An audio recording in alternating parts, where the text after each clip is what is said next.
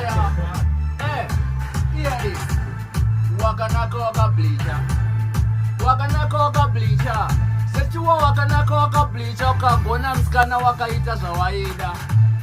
Wakanaka wakableacher. Wakanaka wakableacher. Sechuwa wakanaka wakableacher. Ukagona msikana wakaita zawaida. Fesi yako fanika popo. Uzerene kutabira kunge mukoko. Mabino asara chete bati nikoko. Zaka soko ikachete. Aupe pangwa.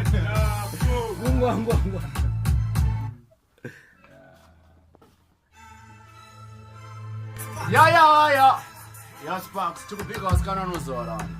Wakagona wakaita zvawaida. So, wakanaka wakableacher. Wakanaka wakableacher.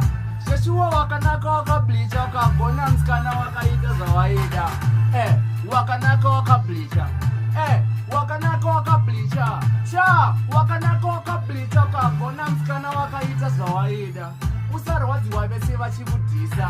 Vanorwadziwa ko wakavamisa. Paunopfuura shure vanotarisa. But iwe weka une msikazwa. Aupe pamalips pezvinoko kunge lipstick. Body fitness avakompute. Kubva pakatengera kala wachivhindiki. Zeshuwa urisi kuiti kudarika street. Cause wakanaka wakableacher. Wakanaka wakableacher. Sejuwa wakanaka wakableacher. Kagona msikana wakaita zawaida. Yelo yako fanika popo.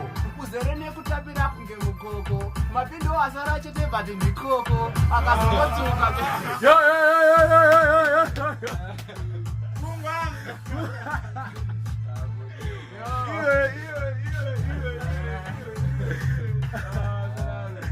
Mapindo angosara chete bati.